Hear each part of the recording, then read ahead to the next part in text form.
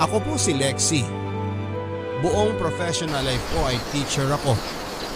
Nagsimula sa preschool, nag-elementary at high school at ngayon ay freshman teacher o instructor ako sa college. Hindi pa ako matatawag na professor kasi wala pa akong PhD o master's degree. Next year pa siguro yon kapag naipasa ko na ang masteral thesis ko.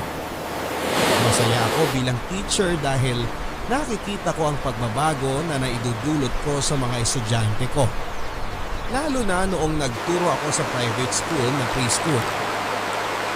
Nang unti-unti kong makita na matuto na magbasa, magbilang at unti-unting magkamalay ang mga kids ay sobrang satisfying yon para sa akin.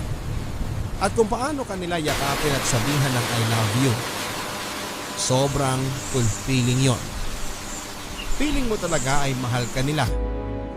Kapag Pasko, Valentine's at sa katapusan ng school year ay bumabaha ng mga regalo. Halik at yakap mula sa mga estudyante. Pati mga parents nila kapag tuwang-tuwa sa iyo ay tuwang-tuwa talaga sa iyo. Kakausapin ka at kakaibiganin ka ng sobra dahil sa tulong na naibibigay mo sa mga anak nila. Minsan nga ay may mga daddy pa na feeling ko ay nagpapakyut sa akin. Pero buti hanggang inosenteng flirting lang ang mga nangyayari. Marunong kasi akong makahalata. Kaya't inaangat ko kaagad sa professional na pakikitungo ang usapan. Kaya ayon, hindi na nila itinutuloy pa. Ilang taon din akong nasa preschool. Tapos ay nilipat ako sa elementary. Ganon din papadudot. Well-loved din ako. At mas enjoy din kasi mas makakausap mo na ang mga estudyante. Mas meron silang malay tungkol sa mga bagay-bagay. Pero may bigayan pa rin ang mga regalo at Pasko, Valentine at katapusan ng school year. Pagkatapos ng ilang taon ay sa high school naman ako. Iba naman ang fulfillment doon.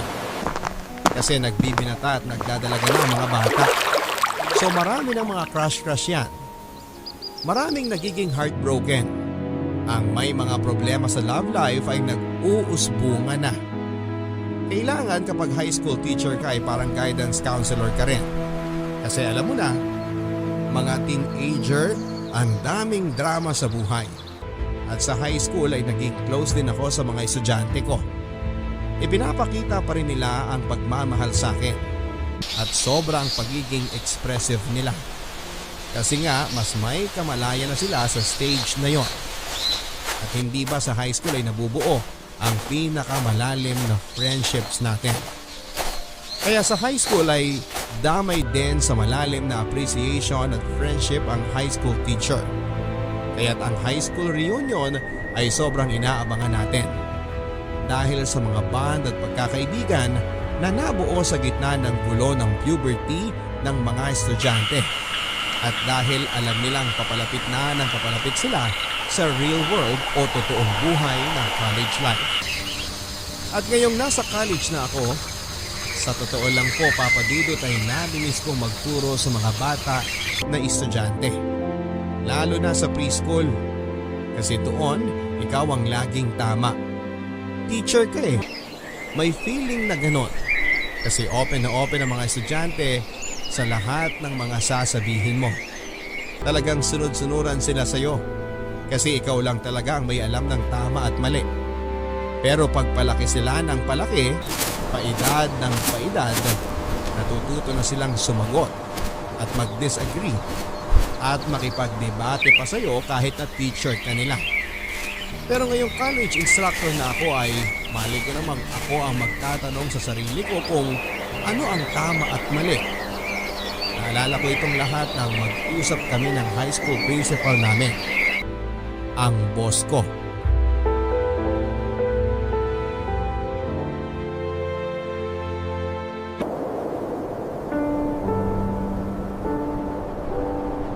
Oh, Teacher Lexi, last day mo na dito sa school. Maraming salamat sa maraming taon na pagtuturo mo sa mga bata. Naalala ko pa nung una kitang inalok para magturo dito sa school namin. Oo nga po, Teacher Feli. Maraming salamat at nag-take kayo ng chance sa akin. Bakit naman hindi? Magaling kang teacher. Naalala kita nung magkaklase tayo sa College of Education.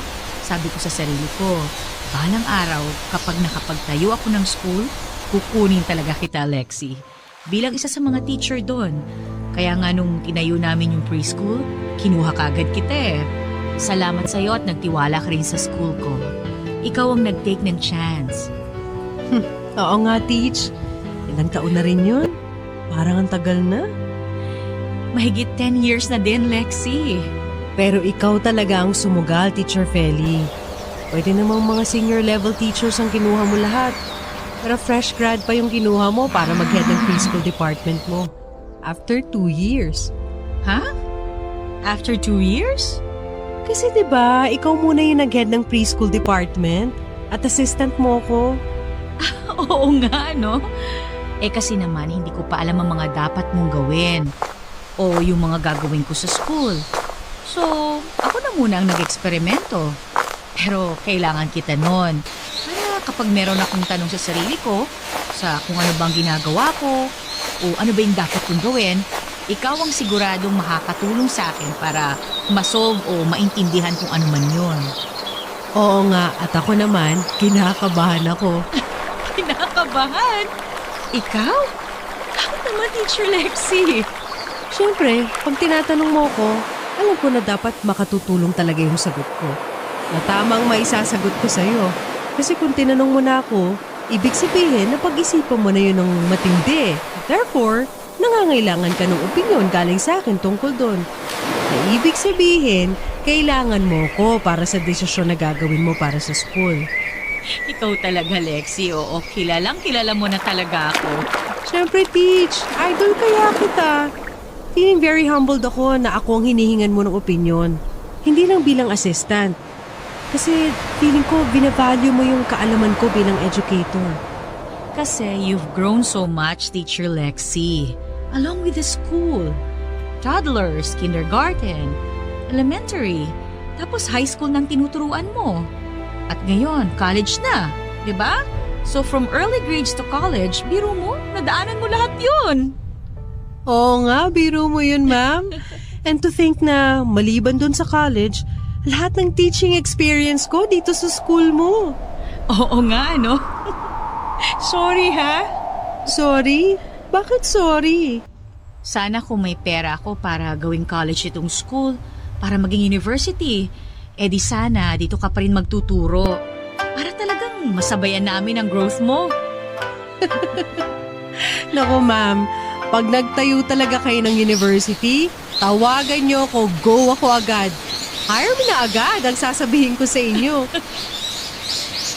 Good luck on your career, Teacher Lexi. Sigurado akong maraming mga students ang may-inspire sa'yo at mamahalin ka talaga nila. Tulad ng pagmamahal sa'yo ng mga students mo all these years dito sa school. Naku, ma'am, thank you. Sana nga. I just know magugustuhan ka nila. Ang mga college professors ko kasi noon, ako ang susungit. Lagi nakasimangot, mga terror. Kung hindi man terror, napaka-boring. O kung hindi naman boring, walang dating. Di ba naalala mo pa sila? Nako, parang totoo nga yan. Sana wag ako maging ganun. Nako, sigurado ako, all your years teaching sa early grades will positively impact your teaching style ngayong college. Nako, I'm sure your students will just love you. Nako, thank you, ma'am. Trust me, Lexi, they will love you. Si Ma'am Feli, noong last day ko as high school teacher. Papadudot, alam ko rin namang magugustuhan kong magturo sa college level kasi feeling ko ay nag-graduate na rin ako sa high school. Kahit ako yung teacher ay feeling ko ay nagtapos din ako ng pag-aaral. Nang ganong parte ng aking teacher career at ngayon ay ready na para sa mga challenging na trabaho. Kapag sinabi ko namang mas challenging, ang ibig sabihin din noon ay mas rewarding financially. At magandang balita yun para sa akin at sa asawa ko na si Nesty. Alam mo, Papa Dudut, medyo hirap kasi yung buhay namin. this past few years na nagtuturo ako sa early grades sa preschool, elementary at high school. Kasi hindi naman gaano kalakihan ang sweldo ko. At yung asawa ko, si Nesty, hindi rin gaano kalakihan ang sweldo. Minsan nga ay ilang buwan siyang walang sweldo. Kasi freelancer siya, Papa Dudut. Graphic designer.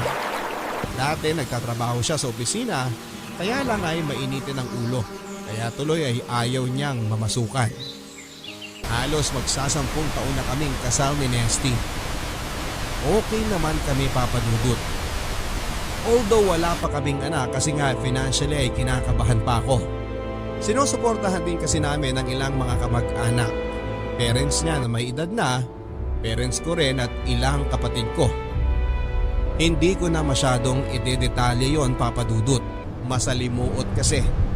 Although maayos naman ang mga buhay ng mga pamilya namin, maayos meaning ay wala namang gulo, ako lang sa aming magkakapatid ang nakapagtapos ng college. Kaya kahit na teacher ako at maliit ang sweldo, bahagi pa rin noon ay napupunta sa pag-aabot sa mga gastusin ng mga magulang ko. At minsan ay napapautang sa mga kapatid. 3 lang naman kaming magkakapatid. May isa akong ate at isang kuya. Bunso ako. Pero may mga anak na sila at madalas ay kinakapos. So kanino pa ba sila unang hihingi ng tulong? Kundi sa kapatid nila na nakapagtapos at nagtuloy-tuloy ang trabaho, hindi ba? Eh di, ako na yon. Si Nesty naman na asawa ko ay medyo umaasa rin sa akin. Lagi niyang sinasabi na balang araw daw kapag mayaman na siya, hindi na raw siya masyadong aasa sa akin. Ang sabi niya kasi lalo na ngayon na nasa bahay na lang siya nagtatrabaho madalas sa computer, minsan lang nakikipag-meeting sa kliyente para sa project, mababa lang naman ang gastos o expenses niya. Pero dahil doon, Papa Dudut, medyo nawawala na rin ako ng respeto sa kanya. Kasi alam na nga niyang sumusuporta ako sa pamilya ko, tapos parang hindi siya nag-extra effort para kumita. Siya pa nga ang nagsabi sa akin na magturo na ako sa college para mas malaki ang sweldo. Hindi ba medyo nakakabanas din yon? Parang may motibo siya na kumuha ako ng trabaho na mas mataas ang sweldo. Kasi kapag mataas ang sweldo ko, ang ibig sabihin ay absuelto siya sa mga responsibilidad na makahanap din ng mataas na sweldo para pampuno sa mga gastusin naming mag-asawa. So talagang hindi pa kami pwedeng magkaanak, Papa Dudut. Kasi sapat na sapat at minsan ay kinukulang din ang kinikita naming dalawa para sa aming dalawa lang. Kaya madalas nga, napapaaway na rin kami tungkol sa pera. Normal lang naman yon siguro. Pero sa tagal ng panahon ay naaapektuhan na rin ako, Papa Dudut. Kasi yung dating nadadaan namin sa biro, ngayon ay nagiging seryoso na. At nagiging away na. Musta na sked mo sa university? Ilang units daw ang ituturo mo? Ilang klaseng hawak mo? Hindi naman talaga klase ang hawak ko. Course. College na to, Nesty. Alam ko naman yun eh. Siyempre alam ko ang kaibahan ng college at high school. Nakapag-college din naman ako. Pero, Anong pero? nakapag-college, pero... Pero ano? Hindi nakapagtapos, ganon? Ikaw, ba't nagagalit ka na? Bakit hindi ako magagalit? Hindi ba, biruan natin yun. Ako college, ikaw knowledge. Anong nakakatawa dun? Misty, ano ba? Ano ba ang problema? Bakit mainit ulo mo palagi? Hindi ka ba natutuwa na magtuturo na ako sa college? Hindi ka ba natutuwa sa asenso ko? Malaking tulong sa atin to, hindi ba? Oo, Gano'n naman pala eh. tatanong lang naman ako tungkol sa sweldo mo. Mas malaki na sweldo mo, hindi ba? Oo nga, Kasi bala ko pumasada na lang. Masada. Oo, masada na jeep. Jeep? Oo, papasada ng jeep. Dito sa atin. Lubaliches hanggang Blumentritt. Misty! O bakit? Misty, bakit yun na lang ang gagawin mo? O anong masama doon? Wala ka na ba makuha mga project? Yung dati mo mga contact, hindi ka na binibigyan ng trabaho? Pag namamasada na ako, hindi ko na kailangan ng mga contact. Hindi na nakasalalay ang kabuhayan ko, ang kabuhayan natin, sa mga racket-racket ko na ganyan. Pag namamasada na ako, tuloy-tuloy ang biyahe. Hindi naman nauubusan ng pasahero araw-araw eh. Tuloy-tuloy ang biyahe, tuloy-tuloy ang sweldo. Pero bibili pa muna tayo ng jeep, ganun ba? Oo, sandali lang yun pag regular ka na sumisweldo. Nesty, Bakit? Ano problema mo? magtuturo na ako sa college.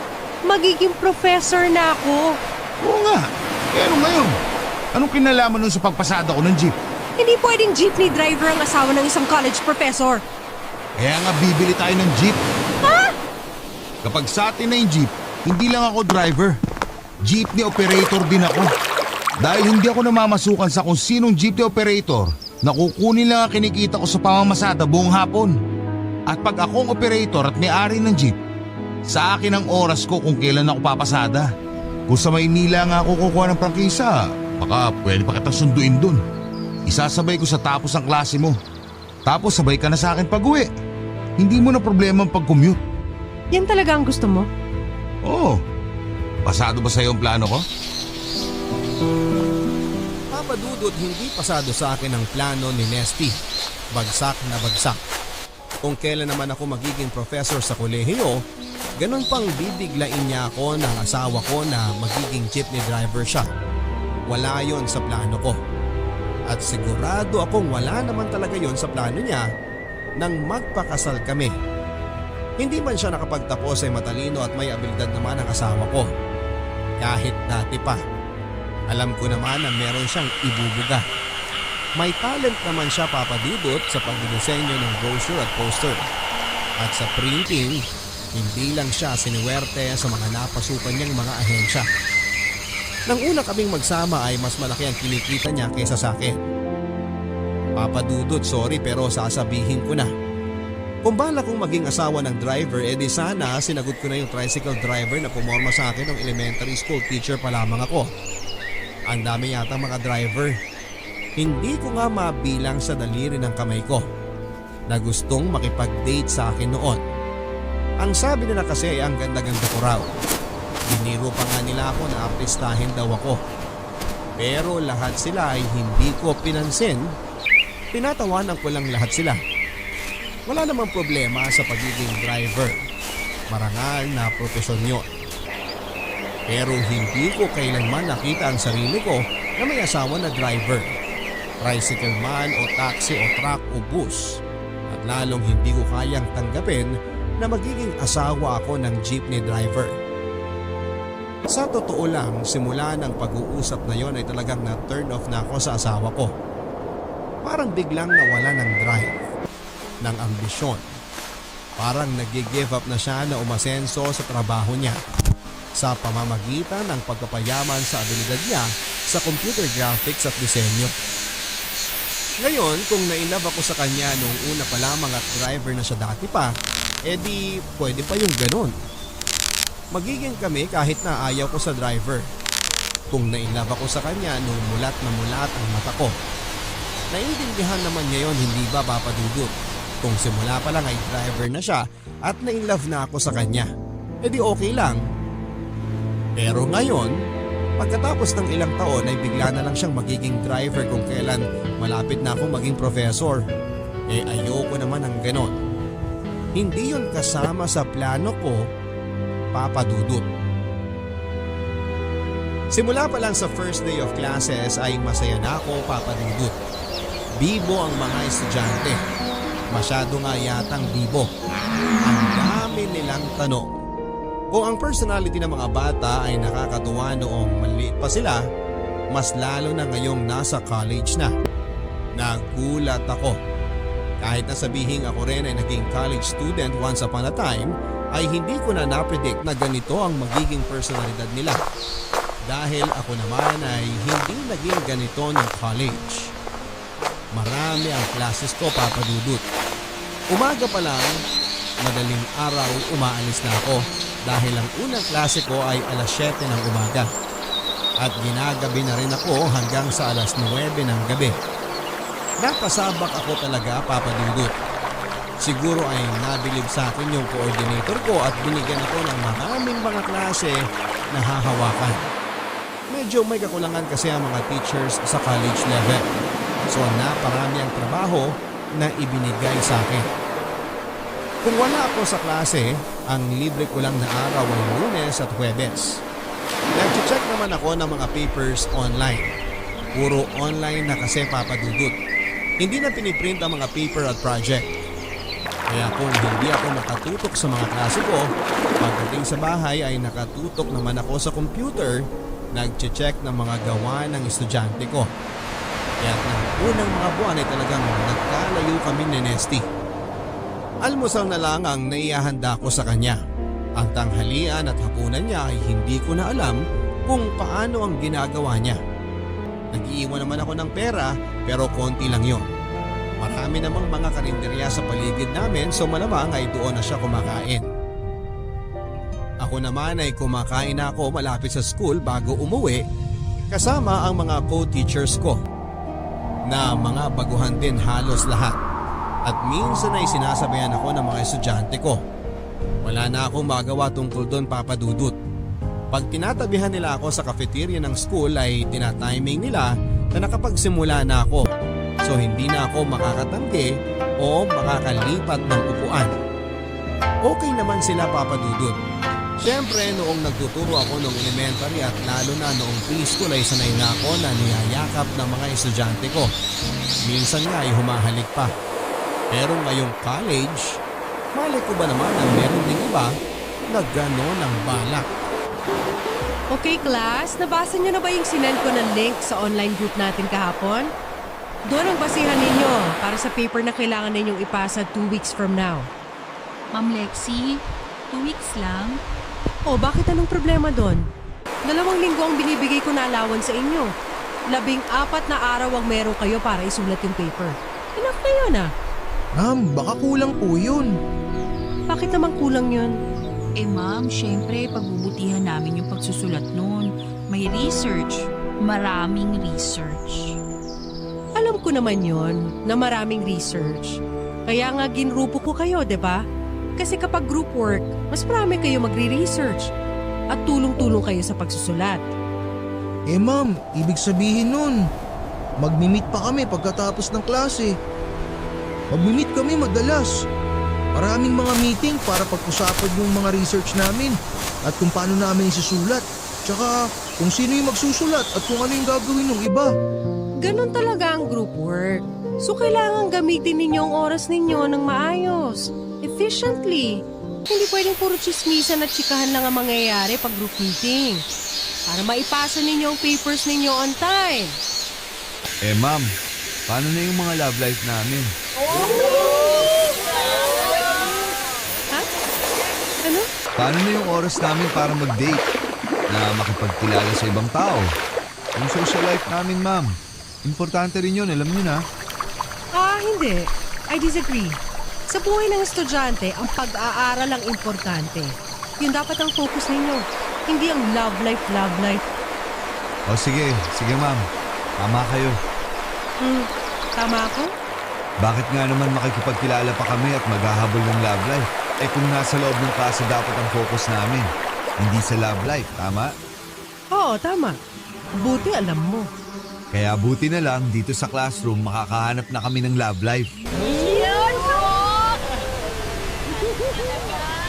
Hindi ko alam ang ibig mong sabihin. Malinaw kasi sa akin na dito pa lang sa loob ng classroom, nakita ko na ang taong mamahalin ko at magmamahal sa akin. Loko ka rin ano? Eh kung ganun ang kailangan kong maging, para pansinin ako ng gusto ko eh. Di ako na ang pinakalokong lalaki sa mundo. Sige, bahala ka. Sabi mo eh. Ano nga ang pangalan mo? Ian, at ikaw naman si Lexie? Excuse me? Ma'am Lexie ang tawag mo sa akin. Okay, Ma'am Lexie. Okay. O, tama na nga to. Anything else? May mga tanong pa kayo? Ako, may tanong pa ako. Yes, Ian. Ano kaya ang tanong mo? Ngayong magkakilala na tayo, pwedeng humingi ng hug?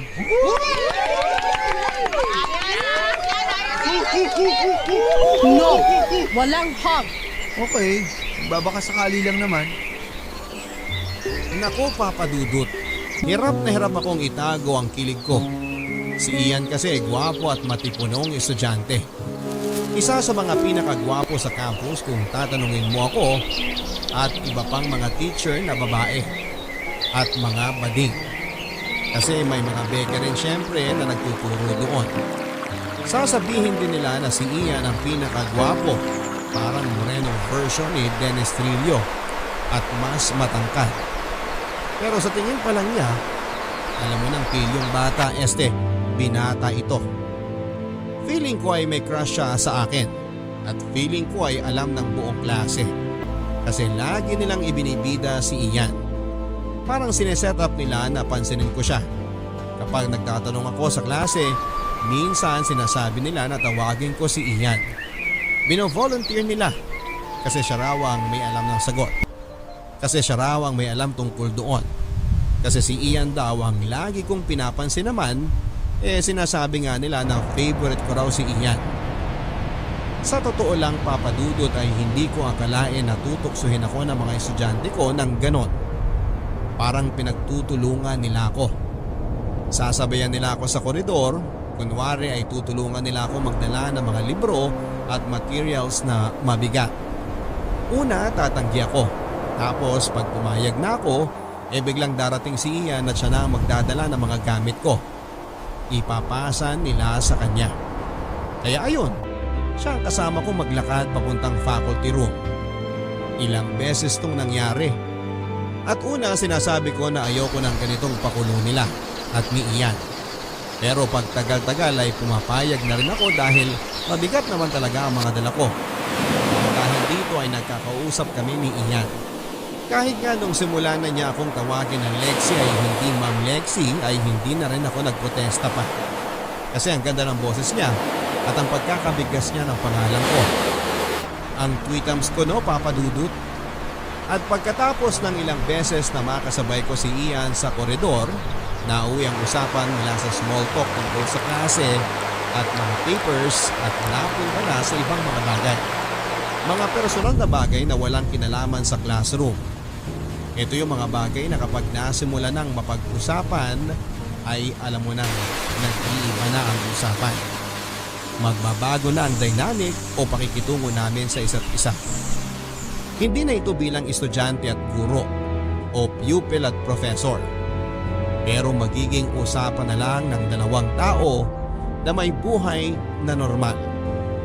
Na may pangitain at pangarap at may mga tumitibok na puso at isipang umiikot.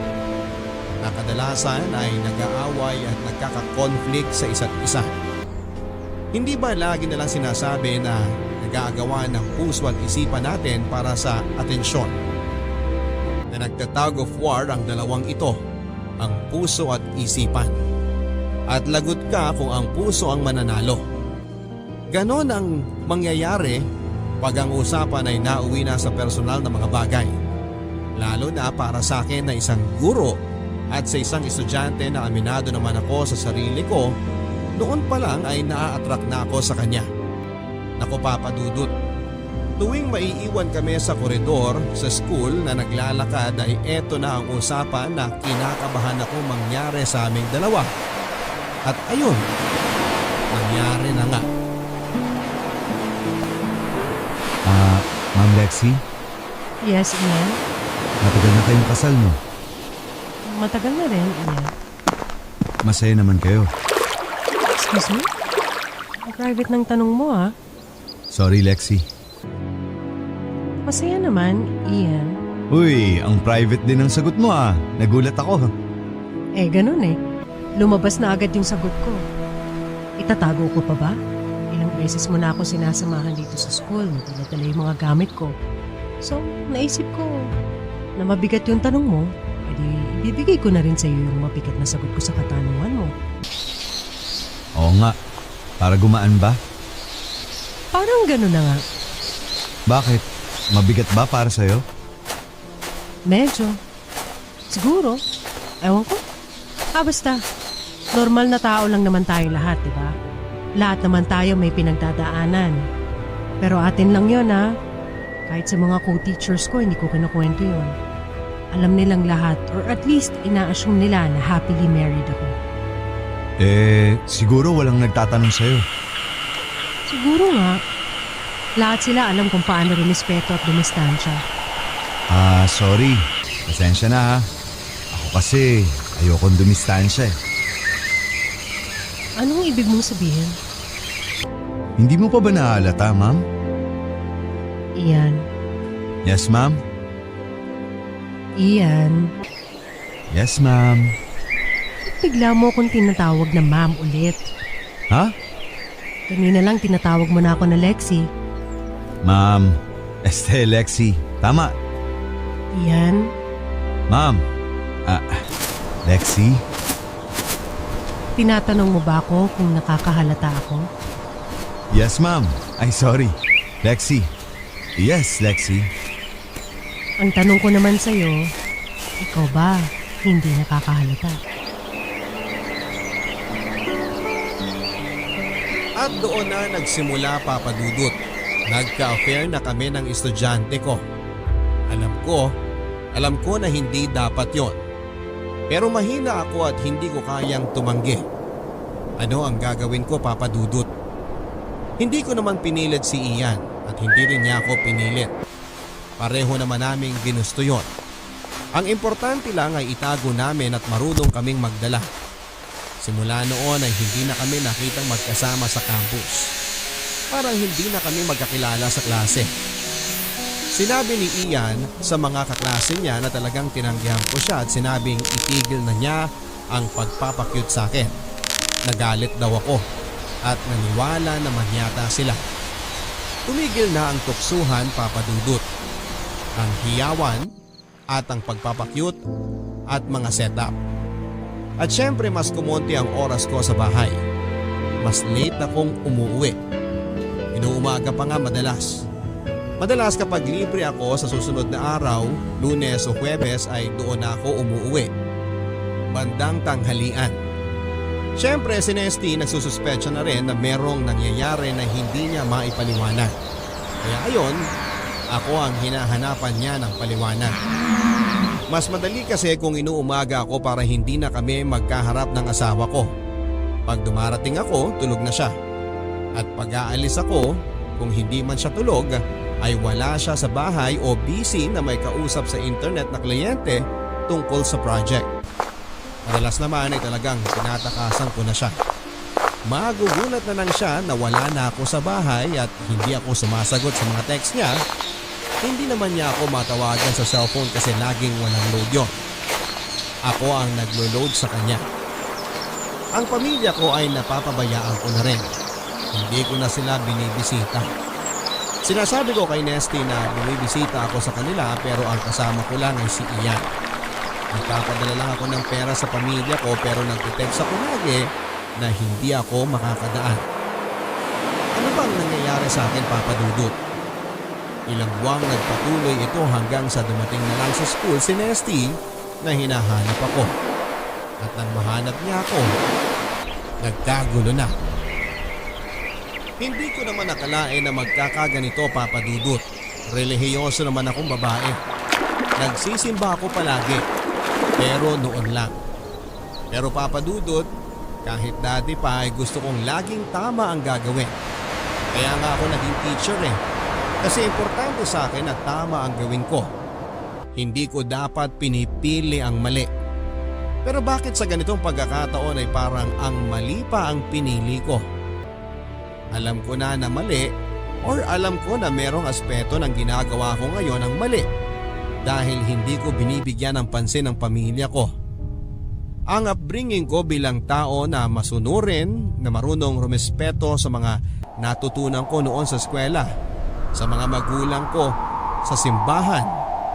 Gaya ng sabi ko ay relihiyoso ako noon, Papa Dudut. Bagamat hindi na ako masyadong nakapagsisimba tulad ng dati. Sa tingin ko naman ay alam ko pa rin kung ano ang tama at mali. Ang problema nga lang ngayon kahit na alam kong mali ay hindi ko pa rin mapigilan ang sarili ko. Somehow, nakukumbinsi ko na mas tama kung gagawin ko ang mga bagay-bagay na masasabi kong karamihan na mali. Hindi ko rin alam kung bakit binubura ng mga aksyon ko ang boundary sa pagitan ng guro at estudyante. Naunang tungtong ko pa lamang sa pagtuturo sa college ay natitempt na kaagad ako ng ganito. Sadyabang napaka-vulnerable ko ngayon dahil sa pag-alat ng samahan namin ng asawa ko. Ang pangako ko nang magpapakasal kami ni Nesty, bakit tila tinalikuran ko na? Tila lahat ng yon ay tinalikuran ko. Bakit ganon, Papa Dudut? Sa totoo lang ay ang daming mga tanong na nagpapagulo sa isipan ko. Kaya't mas madali na huwag ko na lang pabayaan itong gumulo pa lalo sa isipan ko. Hanggat walang ibang bagay na magdudulot ng kaguluhan, pinapabayaan ko na lang na mangyari ang nangyari. At nangyari na nga ang relasyon namin ni Ian. Ilang araw, linggo at buwan ang lumipas. Kinaya naming itago sa ibang tao ang relasyon namin. Walang kamuwang-muwang ang mga co-teachers ko, ang mga estudyante rin or at least parang walang nakahalata. Ilang buwan, Papa Dudut. Walang kaguluhan. Hanggang sa isang araw nang biglang dumating ang asawa ko sa school. Nang magkita kami ni Nessie sa school ay hindi ko na alam kung paano ko itatago. Nandun ang mga kasama kong co-teachers. Nang sabihin kong sa ibang lugar kami mag-usap, ayaw naman niya. Ni ayaw niyang lumabas ng faculty room para man lang makalayo sa mga mata at tenga ng mga kasama ko sa faculty. Yung ilang mga teachers namin ay umalis, pero yung ilan siguro ay nakaamoy ng juicy na chismis. Hindi sila umalis. Kaya pakapalan na lang ng mukha, Papa Dudut. Kailangan kong harapin ang asawa ko. Bexy, ano ba nangyayari sa'yo? Nesty, wala nangyayari sa akin. Halos hindi ka na umuwi. Hindi na kita nakikita. Pinapabayaan mo na ako. Dati, puro ka kwento tungkol sa trabaho mo. Alam ko mga ginagawa mo. Pero eto ngayon, dumidistansya ka sa akin. Ano ba pinagkakabala mo? May tinatago ka ba? May iba ka bang inaatupag? Magsalita ka! I'm sorry, Nesty. Sorry ka? Talaga? I'm sorry pero hindi kita kakausapin kung ganyan ang tabas ng dila mo. Nandito ka sa school, pumunta ka na lang bigla. Na hindi ko alam kung paano ka nakapasok tapos bigla mo akong pagsasalitaan ng ganyan.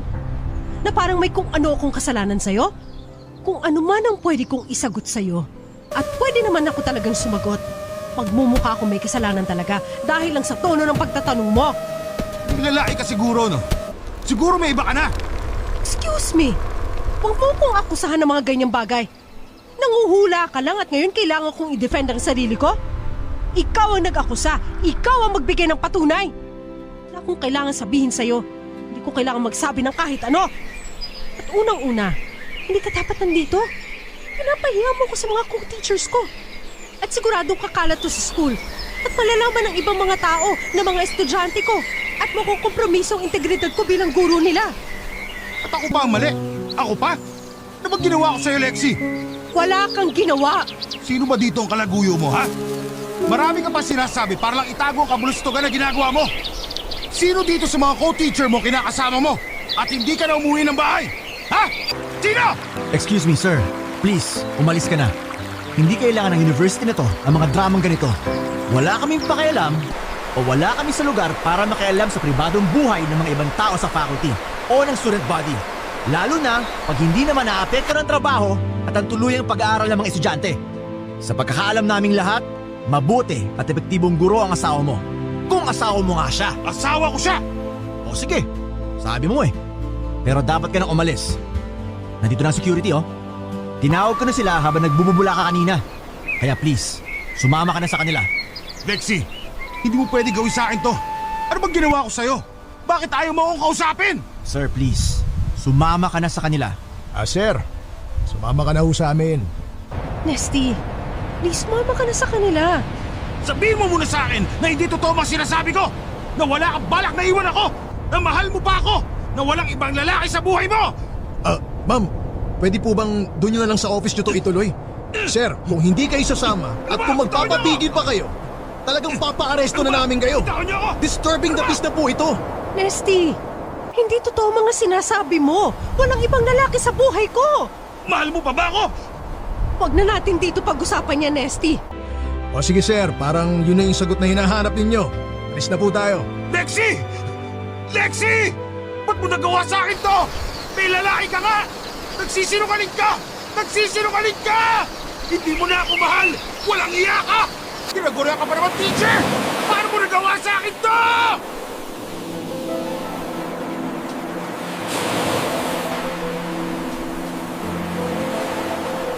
Pinaalis nila sa school si Nesty, Papa Dudut.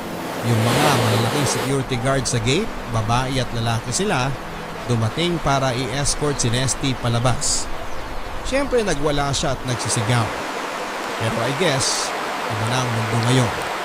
Dahil tulad ng mga iskandaloso news sa panahon na to, madali siyang makalimutan. May bulong-bulungan pagkatapos tungkol doon sa asawa ng isang professor na nagwala at in-escort palabas ng mga security guard. Pero tulad nga ng sabi ko, ay madaling nakalimutan ang pangyayari. Nagkaroon ng konting tanungan sa faculty room pagkatapos noon. Tinanong lang nila kung okay lang ba raw ang buhay asawa ko.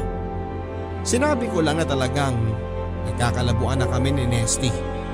Na umaasa siya sa akin para kumita at itaguyod ang pamilya namin. Na gusto lang niyang maging jeepney driver. Na ang inaabangan lang naman niya ay ang mas mataas ko ng sweldo dahil sa college na ako nagtuturo. Ang sinabi ko sa mga co-teachers ko na yon lang naman talaga ang mahalaga kay Nesty at hindi ako. Hindi ako na asawa niya. Hindi ako na partner niya na umangat ang estado sa buhay at karir bilang guro.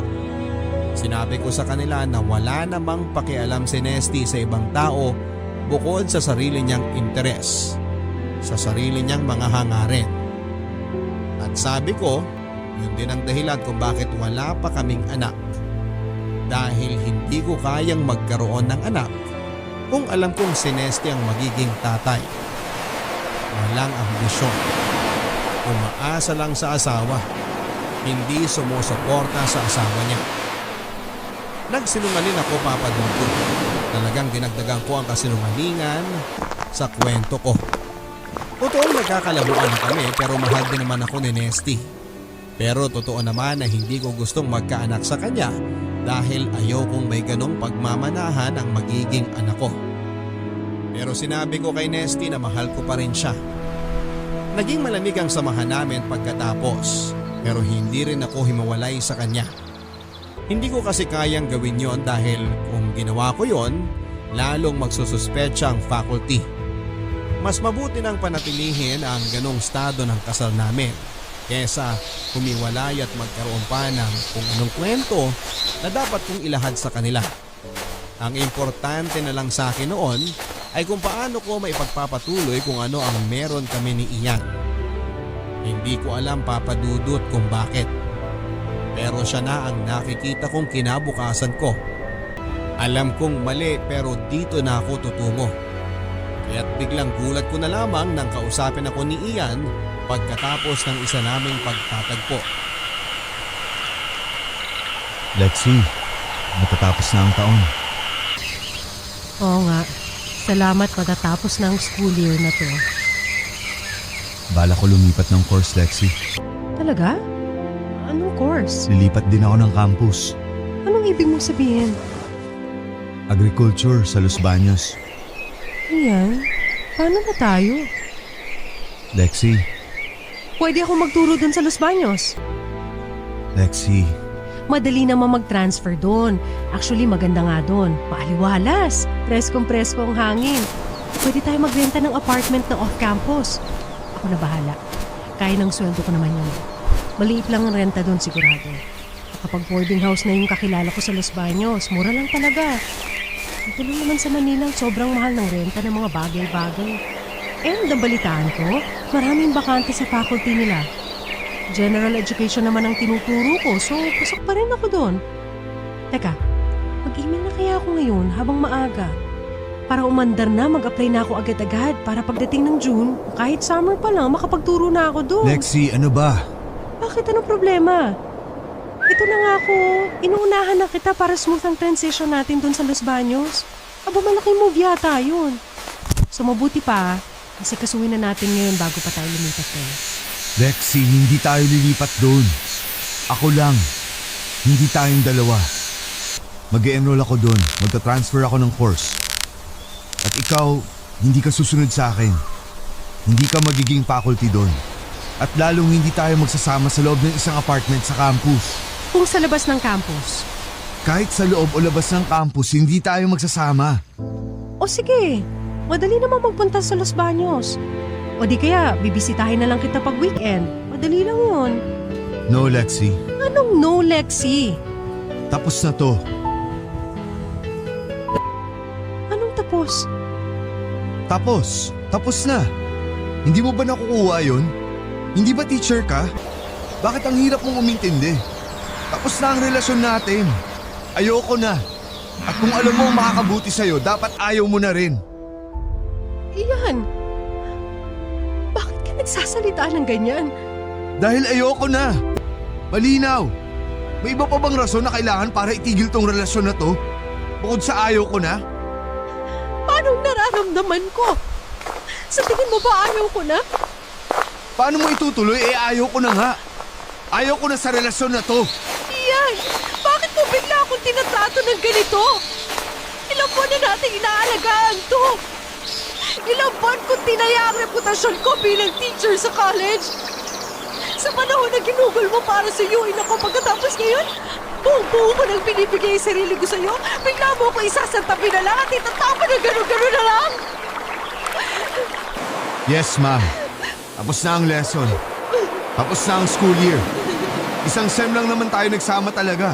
Kung bibilangin mo, di ko rin naman akalain na tatagal tayo ng ganito. Yan. Huwag ka magsalita ng ganyan. Alam ko pareho tayo ng nararamdaman. Hindi mo pwedeng ipagsinungaling yun. Nararamdaman ko rin na minahal mo ako.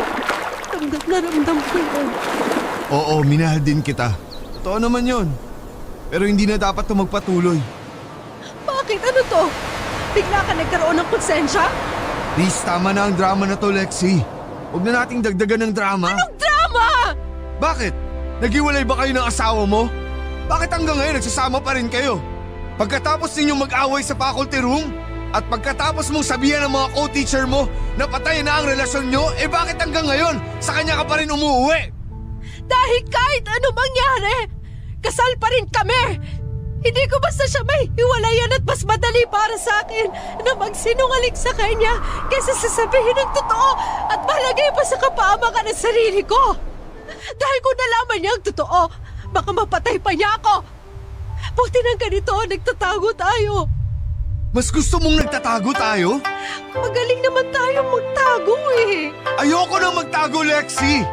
At kung pipilitin mo pa akong magtago, itigil na natin ang relasyon na to.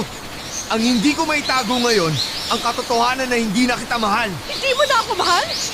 Pero bakit mo ko sinuyo? Alam mo naman ang kabataan, mapusok. Atrak ako sa'yo. Totoo yun. Pero yun lang yun. At na-develop ako. Naging seryoso. Pero tulad ng maraming bagay, lumipas din siya. Tumagal ng kaunti, pero lumipas pa rin. Kaya Lexi, Huwag mong sabihin. Please! huwag mo akong hawakan. Huwag mo sabi akong hawakan. Hanggang dito na lang. Pagkatapos noon ay ilang beses na lang kaming nagkita, Papa Dudut. Pero feeling ko ay napipilitan na lamang si Ian sa akin. Dahil naaawa siya siguro. O dahil hindi niya lang alam kung ano ang mangyayari kung bigla na lang siyang hindi magpakita sa akin. Baka feeling niya ay magwawala ako. Mag-iiskandalo. Alam ko kasi kung saan siya nakatira. Kilala ko kasi ang mga kaklase at kabarkada niya. At halata niya na parang masisiraan na ako ng bait. At hindi ko siya masisisi kung iniisip niya yun. Kasi talaga namang halos magwala na ako. Nagsimula akong uminom, mag-isa. Ang bag ko ay laging may lamang alkohol at nagsimula akong manigarilyo. Sa university ay merong freedom wall sa website kung saan ay kahit sinong ay pwedeng magsulat ng saloobin nila. Anonymous, walang makakaalam kung sino ang nagsulat. Mga estudyante at faculty, mga trabahador ng university pwedeng magsulat doon.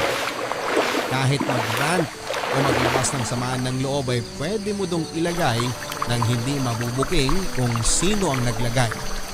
Protektado ang privacy mo. Kaya ayun, sulat ako ng sulat doon. Parang mga blind item, mga hugot lines. Magpapatol sa lalaking mahilig magpa-cute dahil ang cute ay ika-cut off ka sa buhay mo. Mga nonsense na ganon, Papa Dudut. Minsan talagang kapal mukha ng nilalagay na mahal kita, bakit mo ako iniwan? Parang title ng kantang kasuklang-suklamang titulo. Alam kong kailangan kong maisaayos ang buhay ko pagkatapos noon. Talagang bagsak na ang pagkatao ko, Papa Dudut. Si Nesty talagang dumidistansya na rin sa akin. Parang ilang buwan na kaming hindi nag-uusap. Walang pakialamanan. Kahit sa tinitirhan namin, Papa Dudut, doon sa apartment, para kaming dalawang magka-boarding house na hindi nagkikibuan. Kanya-kanyang bili ng pagkain, kanya-kanyang laba at kanya-kanyang sariling mundo na napakaliit. Kaya't malaking ginhawa nang biglang makakuha ng trabaho si Nesty sa labas ng Maynila. Sa Mindanao pa nga, Papa Dudut. May dati siyang kaklase na biglang kumuha sa kanya bilang company driver. Marunong naman siyang magmaneho kaya't kinuha na niya. Malaki-laki ang sweldo pero kailangang doon na siya manirahan sa matagal na panahon. Ang sabi niya sa akin, pinapili daw siya kung gusto niyang doon na manirahan at pumayag naman siya.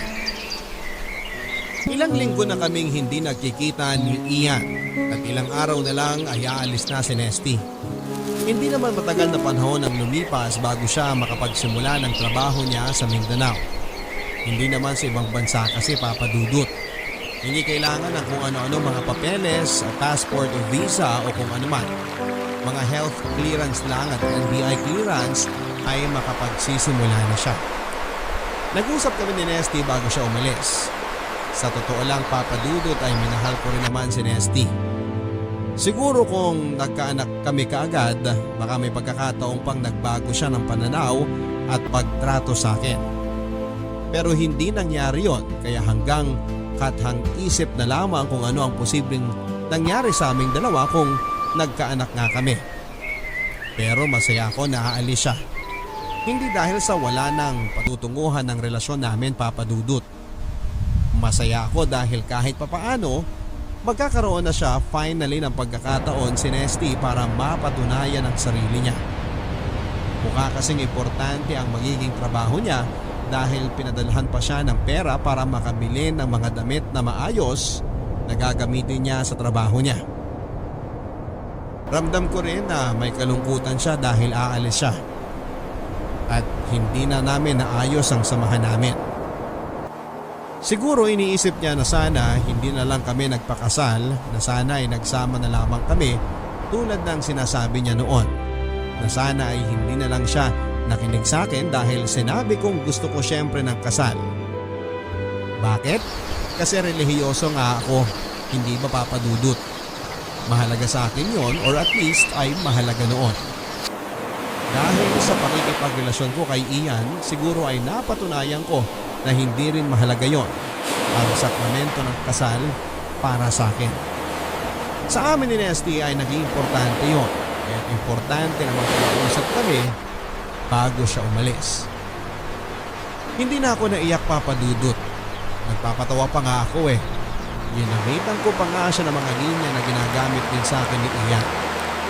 Ebidensya siguro na talagang hindi ko na siya mahal. O hindi na ako nanghihinayang na mawalay siya sa buhay ko.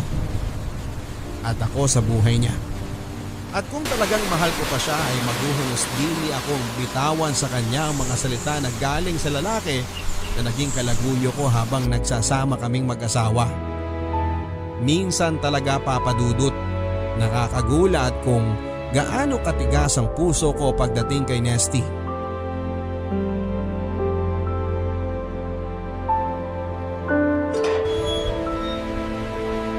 May tao bang babati sa'yo sa airport? Meron.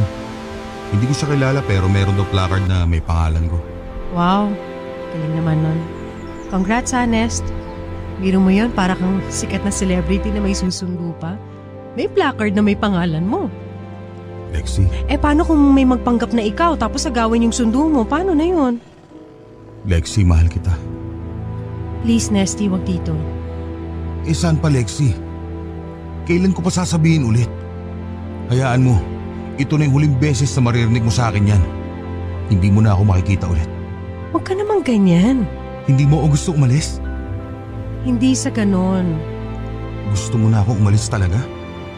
Gusto kong maging mabuti ang trabaho at buhay mo. Kahit wala na ako sa buhay mo. Hindi ko naman ginusto na maging ganito tayo eh. Lexi, dati naman ang ayos ng samahan natin, hindi ba? Maayos, Nesty. Pero may mga bagay na lumilipas talaga. Please, Lexi. Ipaglaban mo naman ang kaunti ang naging samahan natin. Baka naman may pag-asa pa. Kung maniniwala ka lang, malalaman mo na para sa akin, mahal na mahal pa rin kita at handang ipaglaban ang relasyon natin. Nesty, please. Please, ano? Please, tama ng drama na to, Nesty. Huwag na nating dagdagan ng drama. Huwag na. Linya ni Ian yon, Papa Dudut. Hindi masarap marinig galing sa kanya, pero masarap ibitaw. Lalo na noong sa akin galing at patungo sa iba. Kaya ayon, umalis na si Nesty. Humahagulhol na sumakay sa taxi. Medyo maliwanag na rin ang langit noon kaya may mga kapitbahay na gising na at nasa kalye na. Malamang ay nakita nila ang pag-uusap namin at ang paghagulhol ni Nesty. Nakakahiya, Papa Dudut. At hindi ko alam kung bakit mas nahihiya ako sa paggawa ni Nesty kesa sa pagkakaroon ko. Isang babaeng may asawa at halos isang propesora na sa kolehiyo ng isang relasyon sa estudyanteng hindi hamak na mas bata sa akin. Pero muntik na akong mahiya ng isang araw ay kausapin ako ng kakilala ni Ian, si Weng. Talagang doon ako napilitang harapin kung ano ang ginagawa ko. Isa itong kakilala mula sa nakaraan niya. Isang nakaraan na wala akong kamuwang-muwang na nangyari pala. Bigla na lang niya akong tinawagan. Wala siya sa contacts ko at sinabing pupuntahan daw niya ako. Dumating siya sa apartment bago ako pumasok sa school. Nagulat na lamang ako at nandun siya. Kahit na hindi ko ibinigay sa kanya ang address ko. Sige, upo ka. Nagtataka ka siguro kung paano ko nalaman yung telepono at address mo. Oo nga. Hindi kita kilala. Pero kilala kita. Ilang beses kitang sinundan mula sa school hanggang dito sa apartment mo. Ha? Bakit? Inoobserbahan ko kayo ni Ian. Kilala mo siya? Estudyante ko siya dati. Nung high school pa lang siya. Teacher ka niya. Grade 11, chemistry. Paano? Sinuyo niya rin ako. Noon pa man, simpati ko na si Ian. Malaking bulas, parang hindi minor de edad kung umarte. 17 pa lang siya noon. At naging kayo? Oo, tumagal kami ng 2 taon. Hanggang maging first year college siya. Naghiwalay rin kami. At ngayon, Dapat malaya na kami maging kami ulit. Kung hindi kami pumasok sa eksena. anong ibig mong sabihin? Ngayong nakaraang taon, magkikita kami sana ulit. Pagkatapos ng matagal na panahon. Naging mainit na balita kasi kaming dalawa. Kumalat ang mga chismis. Maraming nakakita sa amin na magkasama. Nakarating to sa mga parents ng school na merong isang estudyante na naging jowa ng isang member ng faculty. Kahit nag-graduate na si Ian noon, kilala pa rin siya ng mga parents at admin. At ang girlfriend niya na teacher ay nagtuturo pa rin sa school ng mga anak nila. Kaya't pinaalis nila ako sa school. I'm sorry, pero hindi ko alam ang kwentong to. Kaya naghiwalay kami ni Ian. Nangako kami na magbabalikan kami pag hindi na mainit ang mga mata ng tao at pag meron na akong ibang trabaho. Sabi ko sa kanya, huwag na kaming magbalikan. Baka doon na natatapos ang kwento namin. Pero mapilit siya. Kami na raw ang para sa isa't isa. At pagkatapos ng ilang taon, mangyayari na dapat yun. At magkakabalikan kami. Kaya lang dumating ka. Gaya ng sabi ko, hindi ko alam ang lahat ng ito. Bakit pa dumating ka pa sa buhay namin? Sinira mo ang mga plano namin! May asawa ka na! Ako, wala! Kaya malaya kaming magkaroon ng relasyon ni Ian! Pero sinuyo niya ako. Alam mo naman kung gaano kasimpatiko si Ian. Nahulog ako sa kanya. Pero may asawa ka na! At hindi mo dapat siya pinatulan pa! Nang makilala ka ni Ian, hindi niya na sinasagot ang mga tawag o email ko. Ang mga messages ko. Kung ano-anong palusot ang ginagawa niya para hindi kami magkita. Sinira mo ang buhay ko nang dumating ka sa buhay niya! Hindi ko alam. Hindi ko alam. I'm sorry. Halos 1 taon mo akong pinahirapan! At ngayon, finally, ihiwalayan ka na niya at nakuha mo pang ipaglaban ang relasyon ninyo? Bitawan mo na si Ian! Ayaw na niya sa'yo! Hindi mo ba nakukuha yon? Alam ko. Eh bakit ayaw mo pa siyang hiwalayan? Kasi mahal ko siya. Alam mo rin kung ano ang pakiramdam na yon. Oo, alam ko. Itinaya ko ang pagiging teacher ko doon. Iniwan ko ang pagtuturo para sa aming dalawa. Ikaw ba? Kaya mo bang itaya ang pagtuturo mo? Naghiwalay kami ng asawa ko. Iniyakan ka ng asawa mo! Nakita ko siya! Yun yung araw na dapat pupuntahan kita. Pero nagkataon na yun din ang araw na paalis ang asawa mo papuntang airport. Maaga ako dadaan dahil papunta ako sa trabaho. Itinapon mo ang relasyon ninyo ng asawa mo dahil lumandi ka sa estudyante na ayaw na sa'yo! Hoy! Teacher ka rin niya! Kung lumalandi ako, mas nauna ka pa sa akin! Huwag ka nagmamalinis-linis dyan! Pupunta ka rito sa pamamahay ko at sisigaw-sigawan mo ako ng ganyan? At kung umarte ka, akala mo kayo ulit ni Ian! Hindi pa kami tapos ni Ian! Pag matauhan lang siya, babalikan niya ako! Matagal na kayong wala! Kami, sariwa pa ang pagsasamahan namin! Hindi pa uli ang lahat para sa amin ni Ian! Hanggat hindi pa siya lumilipat ng course at ng campus, pwede pa magpatuloy kaming dalawa! Bakit nasabi mo babalikan kanya at magiging kayo ulit? Anong ebidensya mo? Si Ian ang nagbigay sa akin ng number mo. Bakit mo hiningi ang number ko? Siya ang nagbigay sa akin. Nang sabihin ko sa kanya na alam kong nangyayari sa inyo. Kinuwento niya ng lahat. Na gusto na niyang kumawala sa iyo. Natuwa pa nga siya nang sabihin kong sinusundan ko kayo. Akala ko magagalit siya. Ako naman, handa nang magalit sa kanya at sabihin lahat ng sama ng loob ko. Pero sinabi niya na mas gusto niyang maging kami ulit kaysa magpatuloy ang relasyon niyo. Sinabi niya lahat yun? Oo, Ano pang sinabi niya? malaking pagkakamali rin ang pagsuyo niya sa'yo. Pinagsisisihan niya ang lahat ng nangyari sa inyong dalawa. Kung kakausapin raw kita, yun lang ang paraan para mapamukha sa'yo na talagang wala na kayong dalawa. At tigilan mo na raw siya, Lexi.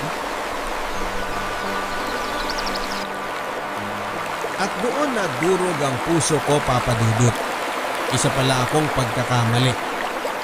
Ako na pumili na ipagpatuloy ang isang mali na bagay at kumbinsihin ang sarili ko na tama ito.